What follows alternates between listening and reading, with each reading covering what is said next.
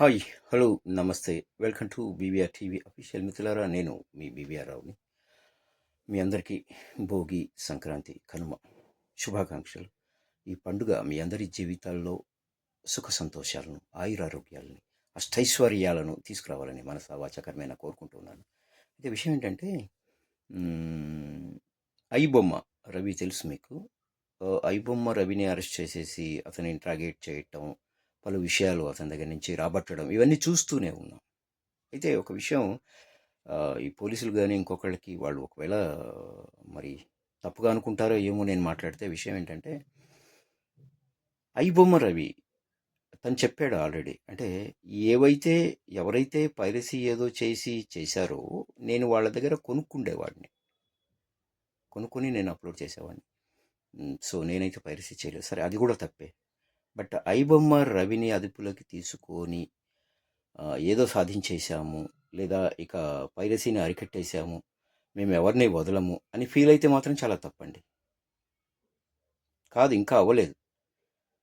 ఇప్పుడు చాలా సైట్లు ఉన్నాయండి, చాలా సైట్లు ఉన్నాయి. మూవీ రూల్స్ చెప్పండి. నిన్నటికి నిన్న మనశంకర వరప్రసాద్ సినిమా రిలీజ్ అయిన కాసేపట్లోనే, అంటే సాయంకాలంలోపే వచ్చేసింది సూపర్ ప్రింట్. అంటే అద్భుతమైన ప్రింట్, హెచ్డి ప్రింట్లో అప్లోడ్ అయింది. ఎలా అయింది? ఎవరు చేస్తున్నారు? మూవీ రివ్యూ వాళ్ళని మీరు ఏం చేస్తున్నారు? మిగతా సైట్ల వాళ్ళు ఏం చేస్తున్నారు? కేవలం ఏదో ఐబొమ్మ రవిని పట్టేసుకున్నాము, అయిపోయింది, ఇంకా మేము అన్నీ సాధించేసాము అంటే ఎలా? వాళ్ళని పట్టుకుని ముందు వాళ్ళ వెనుక, మూవీ రివ్యూ లాంటి వాళ్ళ వెనుక చాలా పెద్ద పెద్ద వాళ్ళు ఉన్నారని మరి రూమర్స్ వస్తున్నాయి, అంటున్నారు, అందరూ అనుకుంటున్నారు. రాజకీయ నాయకులు, మినిస్టర్లు, పెద్ద పెద్ద తలలు ఉన్నాయి, వాళ్ళని ఎవరు ఏమీ చేయలేరు. అవునా?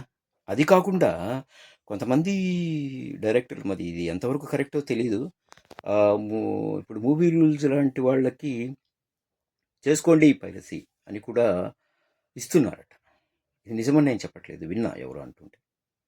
కొంత డబ్బు తీసుకొని ఓకే డన్, ఎలాగూ మాకు సినిమాల్లో కలెక్షన్లు వస్తాయి, థియేటర్లో నో ప్రాబ్లం, పెద్ద హీరోలు, పెద్ద డైరెక్టర్ అంటే. అలాగే దీంట్లో కూడా డబ్బులు వస్తాయి కదా.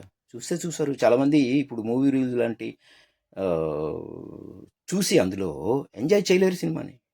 నో, ఖచ్చితంగా వాళ్ళు రిపీటెడ్గా థియేటర్కి వెళ్తారు. అదొక ప్లస్. ఇది చాలా బాగుంది కదా, ఇక్కడ మనం చూసిన తర్వాత ఫోన్లోనో కంప్యూటర్లోనో చూసిన తర్వాత చాలా అద్భుతంగా ఉంది, ఇది తెర మీదనే చూడాలని పోయేవాళ్ళు కూడా చాలామంది ఉంటారు.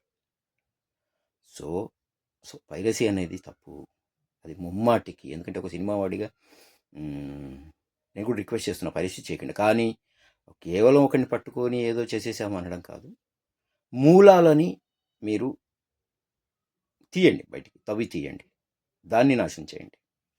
Thank you. మరొకసారి మీ అందరికీ సంక్రాంతి శుభాకాంక్షలు.